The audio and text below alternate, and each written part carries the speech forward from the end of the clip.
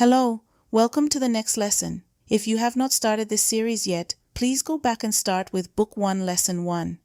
Alice took up the fan and gloves, and as the hall was very hot, she kept fanning herself all the time she went on talking. Dear, dear, how queer everything is today. And yesterday things went on just as usual. I wonder if I've been changed in the night. Let me think. Was I the same when I got up this morning? I almost think I can remember feeling a little different. But if I'm not the same, the next question is, who in the world am I? Ah, that's the great puzzle. And she began thinking over all the children she knew that were of the same age as herself, to see if she could have been changed for any of them.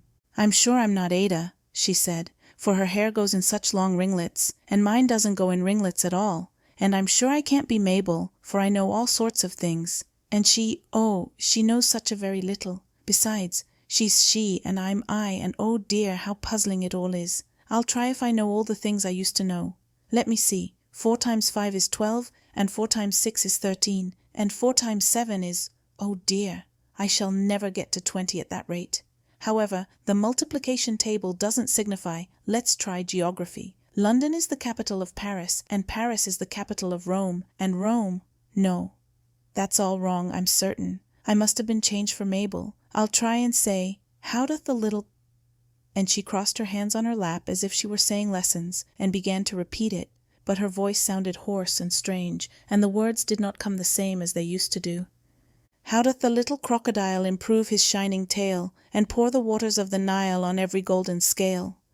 How cheerfully he seems to grin, how neatly spread his claws, and welcome little fishes in with gently smiling jaws. This is a reminder. Remember poor translates to pobre. I'm sure those are not the right words, said pobre Alice, and her eyes filled with tears again as she went on. I must be Mabel after all, and I shall have to go and live in that poky little house, and have next to no toys to play with, and oh, ever so many lessons to learn. No, I've made up my mind about it. If I'm Mabel, I'll stay down here. It'll be no use their putting their heads down and saying, come up again, dear. I shall only look up and say, who am I then? Tell me that first, and then if I like being that person, I'll come up. If not, I'll stay down here till I'm somebody else. But, oh dear, cried Alice with a sudden burst of tears. I do wish they would put their heads down. I am so very tired of being all alone here. This is a reminder. Remember soon translates to pronto.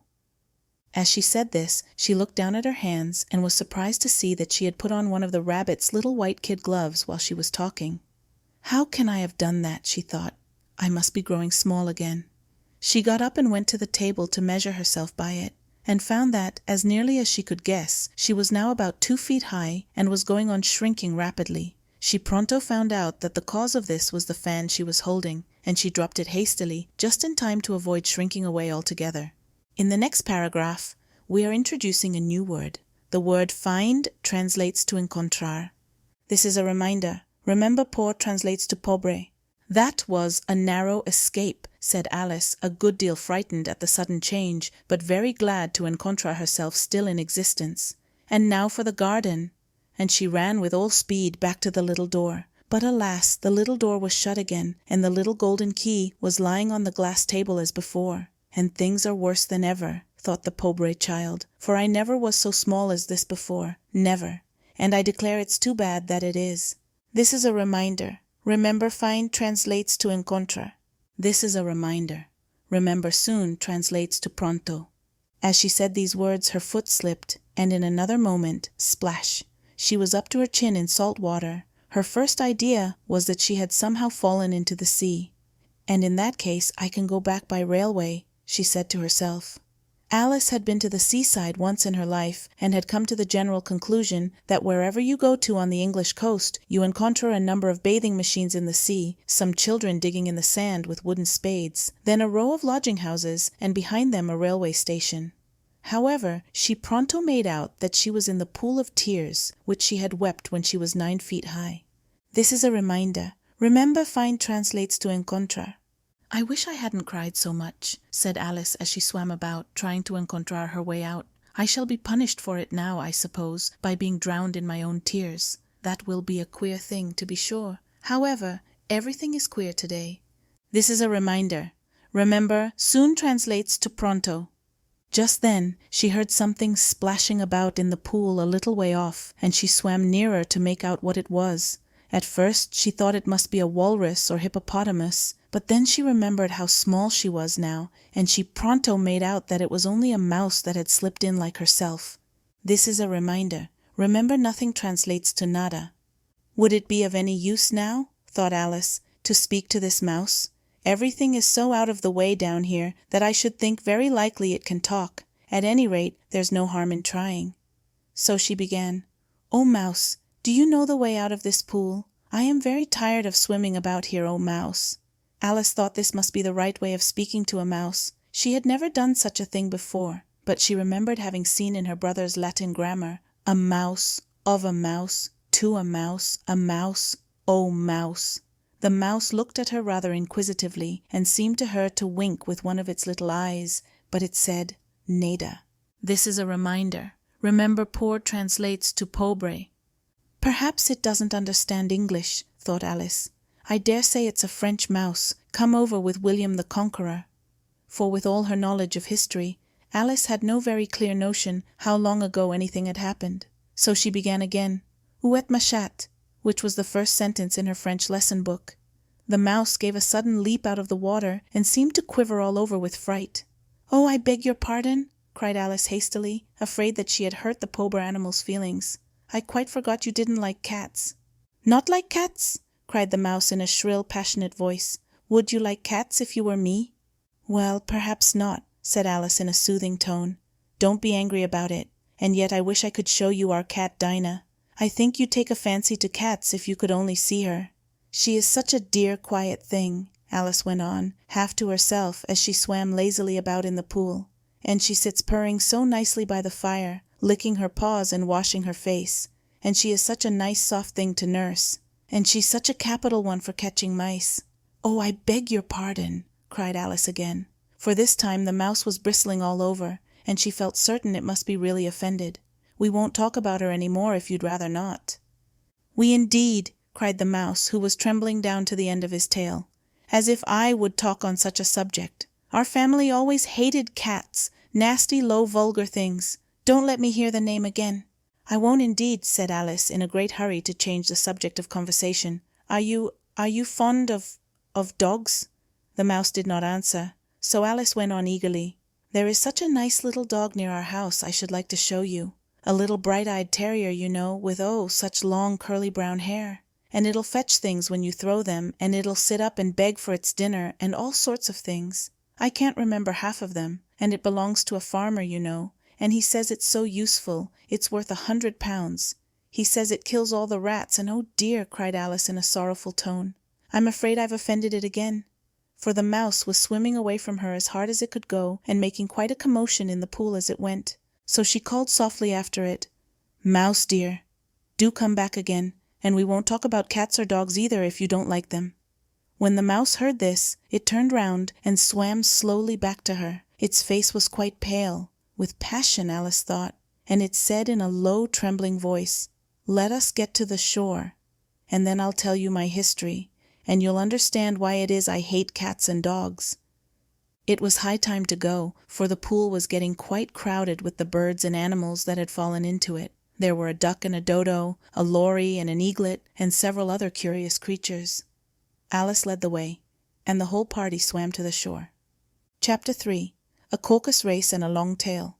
They were indeed a queer-looking party that assembled on the bank, the birds with draggled feathers, the animals with their fur clinging close to them, and all dripping wet, cross, and uncomfortable.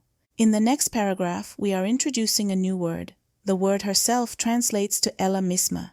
This is a reminder. Remember, find translates to encontrar. The first question, of course, was how to get dry again. They had a consultation about this, and after a few minutes it seemed quite natural to Alice to encontrar ella misma talking familiarly with them, as if she had known them all her life. Indeed, she had quite a long argument with the lory, who at last turned sulky and would only say, "I am older than you and must know better." And this Alice would not allow, without knowing how old it was, and, as the lory positively refused to tell its age, there was no more to be said. This is a reminder. Remember soon translates to pronto. At last the mouse, who seemed to be a person of authority among them, called out, Sit down all of you and listen to me. I'll pronto make you dry enough." They all sat down at once in a large ring, with the mouse in the middle. Alice kept her eyes anxiously fixed on it, for she felt sure she would catch a bad cold if she did not get dry very pronto. This is a reminder. Remember soon translates to pronto. "Ahem," said the mouse with an important air. "Are you all ready? This is the driest thing I know. Silence all round, if you please." William the Conqueror, whose cause was favored by the Pope, was pronto submitted to by the English, who wanted leaders, and had been of late much accustomed to usurpation and conquest. Edwin and Morcar, the Earls of Mercia and Northumbria. "Ugh," said the Lory with a shiver. "I beg your pardon," said the mouse, frowning, but very politely. "Did you speak?" "Not I," said the Lory hastily. "I thought you did," said the mouse. "I proceed. Edwin and Morcar, the Earls of Mercia and Northumbria, declared for him, and even Stigand, the patriotic Archbishop of Canterbury, found it advisable." "Found what?" said the duck. "Found it," the mouse replied rather crossly. "Of course you know what it means." This is a reminder. Remember, find translates to encontrar. "I know what it means well enough. When I encontrar a thing," said the duck. "It's generally a frog or a worm. The question is, what did the Archbishop find?" The mouse did not notice this question, but hurriedly went on. "Found it advisable to go with Edgar Atheling to meet William and offer him the crown. William's conduct at first was moderate, but the insolence of his Normans— How are you getting on now, my dear?" it continued, turning to Alice as it spoke. "As wet as ever," said Alice in a melancholy tone. "It doesn't seem to dry me at all." "In that case," said the dodo solemnly, rising to its feet, "I move that the meeting adjourn for the immediate adoption of more energetic remedies." "Speak English," said the eaglet. "I don't know the meaning of half those long words, and what's more, I don't believe you do either." And the eaglet bent down its head to hide a smile. Some of the other birds tittered audibly. "What I was going to say," said the dodo in an offended tone, "was that the best thing to get us dry would be a caucus race." "What is a caucus race?" said Alice, not that she wanted much to know, but the dodo had paused as if it thought that somebody ought to speak, and no one else seemed inclined to say anything. "Why," said the dodo, "the best way to explain it is to do it. And, as you might like to try the thing yourself, some winter day, I will tell you how the dodo managed it." In the next paragraph, we are introducing a new word. The word quite translates to bastante. First, it marked out a race course in a sort of circle. The exact shape doesn't matter, it said, and then all the party were placed along the course, here and there. There was no 1, 2, 3 and away, but they began running when they liked, and left off when they liked, so that it was not easy to know when the race was over. However, when they had been running half an hour or so, and were bastante dry again, the dodo suddenly called out, "The race is over," and they all crowded round it, panting and asking, "But who has won?" This question the dodo could not answer without a great deal of thought, and it sat for a long time with one finger pressed upon its forehead, the position in which you usually see Shakespeare in the pictures of him, while the rest waited in silence. At last the dodo said, "Everybody has won, and all must have prizes." This is a reminder. Remember quite translates to bastante. "But who is to give the prizes?" Bastante a chorus of voices asked. "Why, she, of course," said the dodo, pointing to Alice with one finger, and the whole party at once crowded round her, calling out in a confused way, "Prizes! Prizes!"